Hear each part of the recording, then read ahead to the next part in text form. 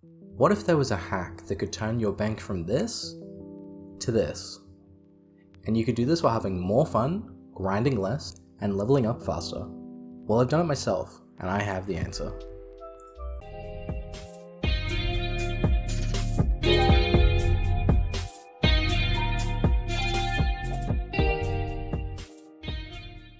Did you know that 90% of my viewers aren't subscribed? If there's something in this video you find interesting, I'd really appreciate it if you leave a like and especially a comment to boost the engagement. It really helps a lot. So, alt accounts. I personally might have a bit of a problem. Just a couple of accounts here. I like playing with alts and the flexibility they can offer, but should you? Something I learned in my RuneScape career was I wanted to pay for a bond easier, and I wanted to work better towards endgame items. This was before Nex or Theater of Blood or many of the higher 10+ mil GP per hour moneymakers. Zora was the best moneymaker in the game at the time. This worked out at about 4 mil GP per hour, and bonds were a bit cheaper, so you could make a bond about every hour or so. This meant if I finally wanted to get my T-bow, it would take about 250 hours of grinding Zora. If I were to work a job at McDonald's for $23 Australian per hour for 8 hours for a single day, this would get me $184, which I could use to buy 18 bonds, which I could then sell for 4 to 4.5 mil each, and make 72 million GP in one day. This meant me working a minimum wage job, IRL, worked out as more than double the effectiveness of my time grinding in the game itself. To me, this was unacceptable. I wanted to play the game, not buy bonds. But clearly I wasn't making enough gold fast enough to justify it. It was at this stage when I realized I needed the power of more than just one account. I thought, what if I could do Zora on 2 accounts at the same time? Then I could make 8 or 9 mil per hour instead. Of course this is a bit over optimistic, but it got me to consider an alt for the first time. I wanted my in-game games to be faster, and not waste my time grinding gold endlessly at lower rates. I wanted to focus on playing the game and progressing my account more. This led me to create my first ever alt account, elysianosrscontact. First, I'll go over the pros of an alt account, what they can offer you, and then I will cover the cons of the alt accounts and issues with them, and also discuss some hidden benefits and traps that many people fall into when working with an alt account. These might not seem apparent when you haven't made an alt before or haven't progressed multiple accounts. I think I didn't fully understand some of these things until I leveled my 3rd or maybe even 4th account. The pros of alt accounts. First off, the main pro and the reason why 99% of people make an alt account in the first place, you can make a lot of gold. You can enable new bossing or skilling methods. Instead of having to bank every 6 kills at Cerberus, your alt can run you more supplies. Instead of having to do more click intensive methods at God Wars, like 5-0 Bandos, you can instead just bring an alt account to tank and full Justicia. Instead of doing the POH method for something like Thermi, you can just have your alt run you supplies and heal you up. You can turn last leading skilling methods into profit if you play with an alt at the same time. For example, if you were doing gold bars from 75 to 99 smithing, it would take you about 35 hours and cost 21 million GP in gold ore. However, if you could maintain a Rune Dragon alt for the same time period, you would actually profit 35 million GP instead. This can of course be extrapolated out to a number of different skills. Those bank standing skills that cost you a bunch of money either can break even, profit, or at least reduce the costs. The cons of alts. It can take quite a lot of time to level up and prepare an alt account, especially depending on what the alt account is designed for. For example, a Rune Dragon alt is realistically going to take probably 150 to 200 hours, which is a long time. This can sometimes also detract from progress on the main account. For example, if your alt account is doing click intensive things such as quests, your main might take a backseat and do more AFK methods, which might overall slow your progress slightly. It takes a lot of gold investment. To get them geared and leveled at a fast rate, many alt accounts of mine took upwards of 100 million GP initial investments, powering through early things like prayer or getting quest requirements out of the way quickly using very fast methods so you don't have to waste time, dumping lots of money into construction to get max POH, as well as spending lots of money on prayer potions for things like Nightmare Zone and leveling up stats or chinning. Obviously, if you look at it as a short-term investment, it definitely doesn't seem worth it, as you're going to lose millions of GP and spend a lot of time on an account that's not your main account. Having an alt account is also another mouth to feed. What do I mean by that? So instead of needing 1 bond every 16 days on your main account, you now need to come up with 2. This will either mean you have to do some extra money makers on your main account, or your alt account will have to create enough gold to cover its own extra bond, as well as sometimes covering the bond of your main.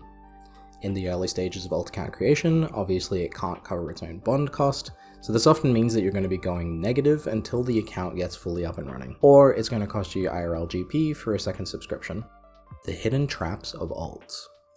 Now what do I mean here? So there's a lot of things that are negatives of alts, or traps as I'm saying, mental traps.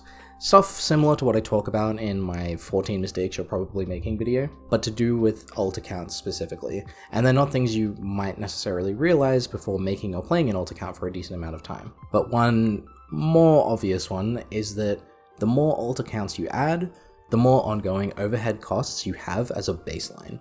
For example, if I have all 8 of my accounts active at the same time with subscriptions, at a baseline, before I even do anything on the accounts, at current bond prices, about 9.5 million GP per bond, I need to come up with 76 million GP worth of profit in 16 days, purely to break even. That doesn't even start to make me gold on the accounts at all. Because of this, it can lure you into a situation where you feel forced to play alt accounts at times, or times when you otherwise wouldn't feel like it. If, for example, you were just going to do some AFK fishing while watching Netflix in the background, in the back of your mind, you'll be conscious of the fact that there is only 4 days left and you haven't really done enough alting on the second account to cover the bond. So you might feel obligated to sign in on that alt when you otherwise wouldn't. This also extends to skilling methods, or making them less fun or more intense. For example, if you find doing gold bar smithing at Blast Furnace too intense to have an alt, but in our example from before, you now feel obligated to play your alt in order to cover the cost of bonds and make it quote-unquote worth it. Because of this, you just turned a skilling method that you would otherwise find quite chill and relaxing into a method that's mentally taxing and you can only do for 30 or 40 minutes before you get bored and log out of the game altogether. I think this encapsulates a core trap of the alt account.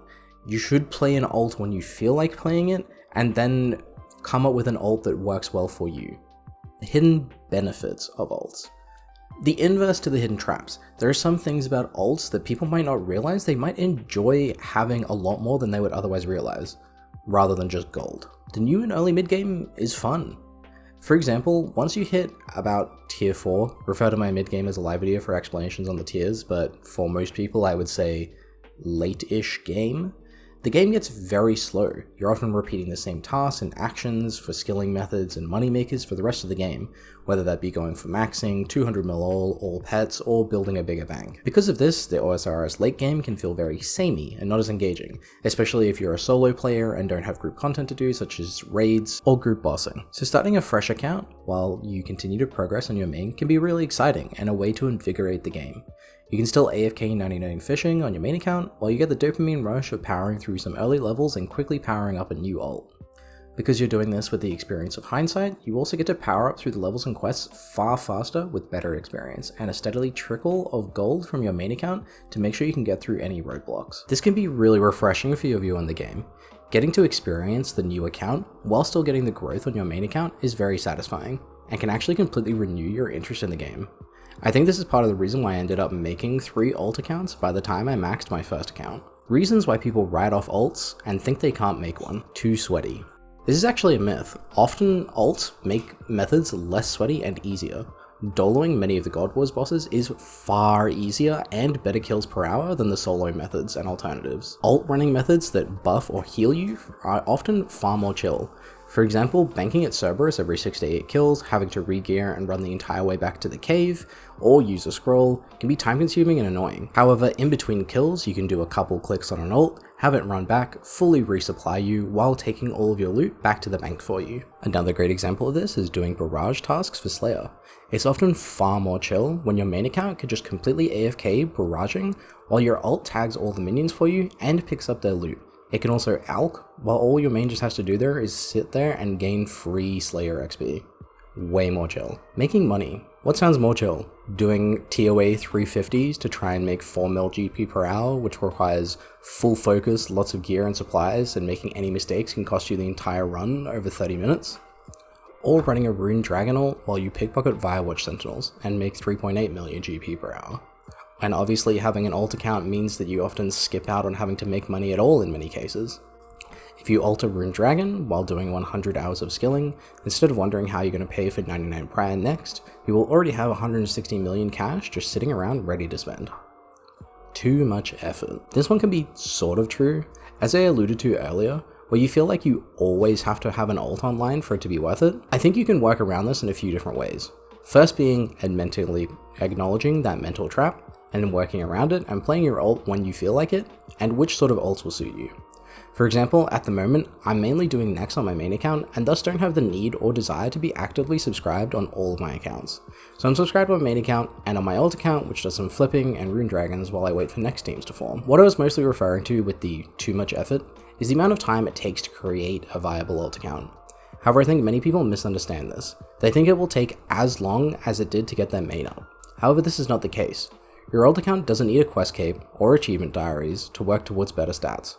They just need the exact minimum stats required to get them to whatever their ult task is, and you can always improve on that later. For example, Elysian's second started off as a smithing ult, where I would smith bars at the blast furnace while doing woodcutting and AFK skills on my main account, just to make a bit of extra cash. It was low requirement, so I just got into doing mithril bars, worked my way up to adamant, and then eventually rune. However, this ended up being a bit too click intensive as my main moved on to other things, so I then moved him into being a fishing ult, and AFK'd fishing all the way up to anglerfish, where I was making some nice AFK 200k profit per hour. Then I wanted to make some really good GP per hour, so I put him in Nightmare Zone Incubator while I worked on a few things on my main, to turn it into a Rune Dragon ult. I worked its stats up to base 90s, and eventually got there killing Rune Dragons. However, when I made Elysian third, I knew I wanted to be a combat / Rune Dragon ult from the start, so I wrote down all the requirements for the final phase of the account and worked backwards, figuring out every quest requirement that I would need. This meant that Elysian third up and running as a Rune Dragon ult was far faster than it took Elysian second to get there. I think you'd be surprised. Your experience in the game means that you make the progress the second time around much faster. That account also doesn't have to split its time between skilling, money making, and other things in order to progress.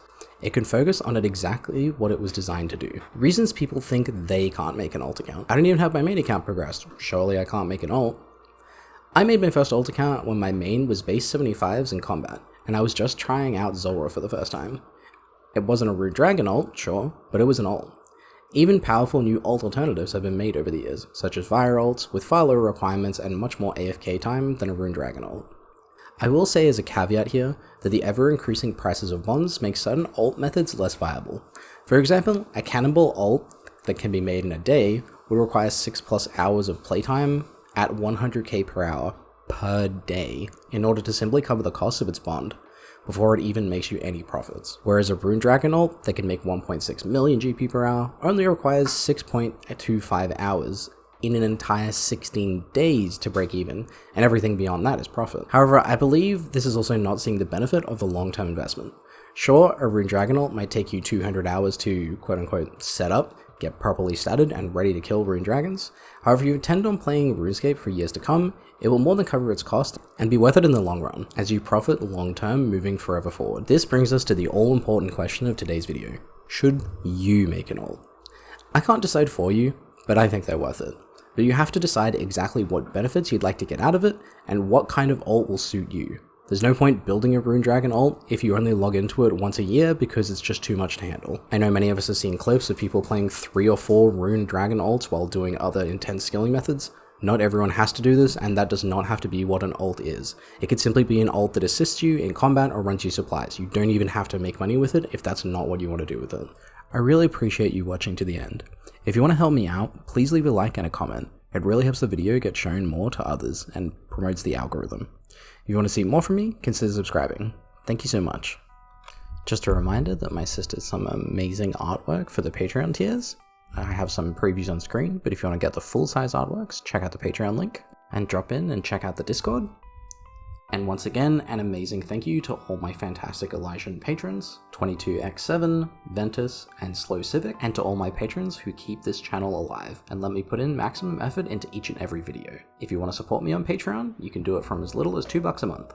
Check out the video description for links to the Patreon, Twitch, Twitter, and Discord, and I hope there's something here that helped you reach your next level.